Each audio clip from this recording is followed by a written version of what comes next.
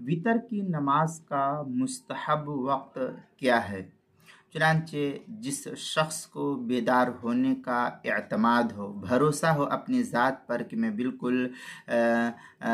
بیدار ہو جاؤں گا، سونے کے بعد اٹھ سکتا ہوں، کوئی مجھ کو خوف نہیں ہے، ایسے شخص کے لیے آخر رات میں وطر کی نماز پڑھنا یہ افضل اور مستحب لکھا ہے فقہا نے۔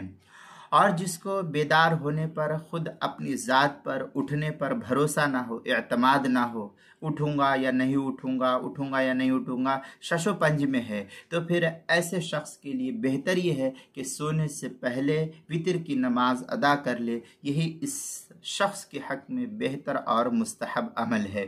چنانچہ ہدایہ وغیرہ کے اندر ہے وَيَسْتَحِبُّ فِي الْوِتْرِ لِمَنْ يَعْلَفُ